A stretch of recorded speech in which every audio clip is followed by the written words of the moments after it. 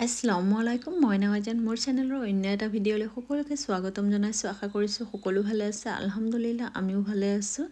আজিৰ ভিডিঅ'টো ৰাতিপুৱাৰ পৰাই আৰম্ভ কৰিছোঁ 15 দিন আগতে বগৰী আনি থৈছিলোঁ বগৰীখিনি ডাঙৰ ডাঙৰ আছিল সেয়েহে মানে মই গুটিখিনি অলপ হেঁচি উলিয়াই ধুনীয়াকৈ মানে ৰ'দত শুকাই লৈছোঁ এনেকুৱাকৈ আচাৰ বনালে খাবলৈ বৰ সোৱাদ লগা হয় আৰু এতিয়া অলপ শুকাই লোৱাৰ পিছতহে মানে মই আজি আচাৰ বনাম বুলি ভাবিছোঁ আৰু তেলখিনি গৰম কৰি বলতে লৈ লৈছোঁ এতিয়া সোৱাদ অনুযায়ী নিমখ দি আছোঁ নিমখ আচাৰত অলপ বেছিয়ে দিব লাগে তেতিয়াহে মানে খাবলৈ ভাল লাগে আৰু বগৰী আচাৰ বনালে নহৰু অলপ বেছিকৈ দিব লাগে সেয়েহে মই নহৰু পেষ্ট বনাই ললোঁ গোটেইখিনি নহৰুৱে দি দিছোঁ লগতে কেঁচা জলকীয়াখিনি পেষ্ট বনাইছিলোঁ এইখিনিও দি দিলোঁ মানে অলপ জ্বলা হ'লেহে খাবলৈ ভাল লাগিব সেইকাৰণে অলপ জ্বলা বেছিকৈ দি আছোঁ তাৰপিছতে জলকীয়া পাউডাৰ দি আছোঁ জলকীয়া পাউডাৰ দিয়াৰ সময়ত মনত পৰিছে আফনানে খাব নোৱাৰিব সেয়েহে অলপ কমকৈ দিলোঁ আৰু লগতে হালধি গুড়ি অলপ দিলোঁ আৰু জিৰা ধনিয়া পাউডাৰো অলপ দিলোঁ ইয়াত পিছে মানে পাঁচফোৰণ দিব নালাগে সেয়েহে মানে এয়া মছলাৰে হৈ যাব আৰু এয়া দেখিছেনে মছলাখিনি মিক্স কৰি লোৱাৰ পিছত কেনেকুৱা একেবাৰে ইমান ধুনীয়া লাগি আছে মাংসৰ গ্ৰেভিৰ নিচিনা লাগি আছিলে খাও খাও লাগি আছিলে পিছে কেনেকুৱানো খাম ৰোজা ৰাখিছোঁ সেয়েহে খাব নোৱাৰিলোঁ আৰু অলপ অলপকৈ বগৰী দি আছোঁ আৰু ভালকৈ মিক্স কৰি লৈ আছোঁ মানে বগৰী আচাৰ বনালে কি কৰিব লাগে জানিলে এফালৰ পৰা বনাই থাকিব লাগে এফালৰ পৰা খাব লাগে তেতিয়াহে মানে ভাল লাগে উপায় নাই যিহেতু মই দেৰি কৰিলোঁ আচাৰখিনি বনোৱা সেয়েহে মানে এনেকৈয়ে বনাব লাগিব সন্ধিয়ালৈহে মানে এবাটি ল'ম আৰু আৰামছে বহি খাম দেই এইফালে দেখিছেনে ধুনীয়াকৈ মিক্স কৰি লোৱা হৈ গৈছে মানে গোটেইখিনি বগৰীতে যেনেকুৱাকৈ মানে মছলাখিনি লাগে এনেকুৱাকৈ লগাই ল'লোঁ আৰু ধুনীয়াকৈ মিক্স কৰি লোৱাৰ পিছত এতিয়া মই ৰ'দত দিম তাৰপিছতহে মানে কালিলৈ বৈয়ামত ভৰাই থ'ম আজি এদিনেই ৰ'দত দিম কালিলৈ দিলেও মানে বৈয়ামটোতেহে নি পেলাই ৰ'দত দিম আৰু এইফালে এতিয়া মোৰ শাহুমা আহিছে তেখেতে আহি কৈছে তোমাক পিঠা বনাই দিম ঈদলৈ আৰু লগতে মোৰ সৰু দেউৰৰ ভনীয়েকজনীও আহিছে তাই কৈছে ভাবি মই তোমাক পিঠা বনাই দিম মই কৈছোঁ ভালেই হ'ব পিঠা বনাই দিয়ে আৰু এইফালে তাই ময়দা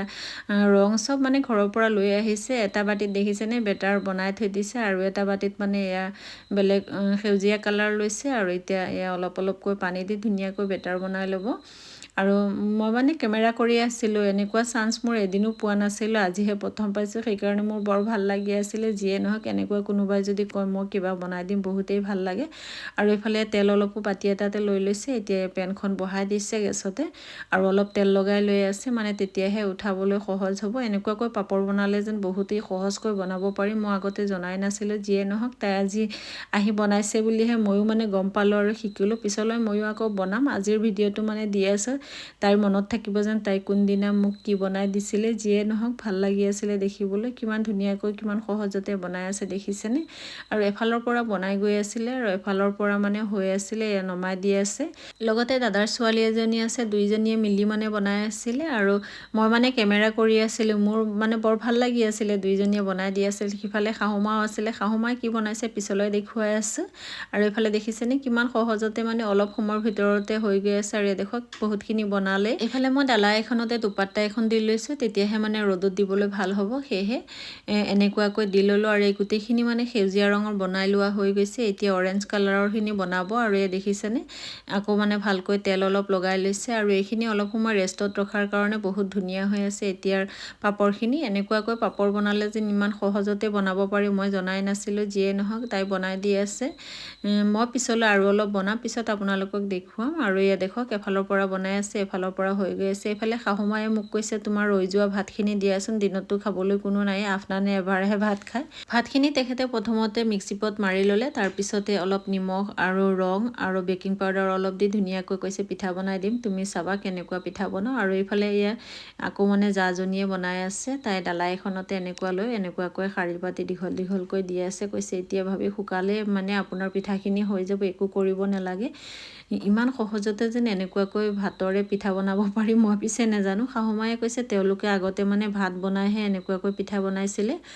পিছে এতিয়া ভাত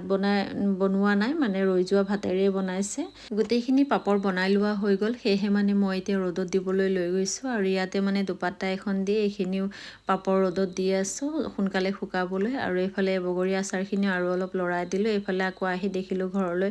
মানে তাই এতিয়াও বনাই আছে আৰু অলপ সময়ৰ পিছতে গোটেই এই ডালাখনে মানে ভৰি গৈছে আৰু গোটেইখিনি মানে বনাই লোৱা হৈ গৈছে। দেখিবলৈ বৰ ভাল লাগি আছিলে। এতিয়া আকৌ নি পেলাই ৰ'দত দিলোঁ এইখিনিও। এয়া গোটেইখিনি দেখক ৰ'দত দি লৈছোঁ। দুদিনমান শুকাই লোৱাৰ পিছতহে মানে মই ভাজি চাম কেনেকুৱা হৈছে। যদিহে মানে খাবলৈ ভাল লগা হয় তেনেহ'লে মই নিজেই বনাই ল'ম আৰু অলপ। এতিয়া আহিলোঁ ইফতাৰৰ কাৰণে বনাবলৈ। এইফালে আহিয়ে মানে কচু অলপ কাটি লৈছোঁ আৰু এইফালে কলডিল অলপ কাটি লৈছোঁ। ইফতাৰৰ সময়ত যেতিয়া মানে কিবা বনাবলৈ আহোঁ মোৰ সময় বহুত কম থাকে, সেয়েহে ভিডিঅ' বনাব নোৱাৰোঁ। তৰকাৰীখিনি বনাই লৈ এইফালে মই পুৰি অলপ বনাই লৈছোঁ। মানে আফনানে খাই ভাল পায়, সেয়েহে মানে পুৰিকে বনাওঁ, বেলেগ একো নবনাওঁ। আজিৰ ভিডিঅ'টো ভাল লাগিলে লাইক কমেণ্ট শ্বেয়াৰ কৰি দিব। আজিলৈ আহিছোঁ, আল্লাহ হাফিজ।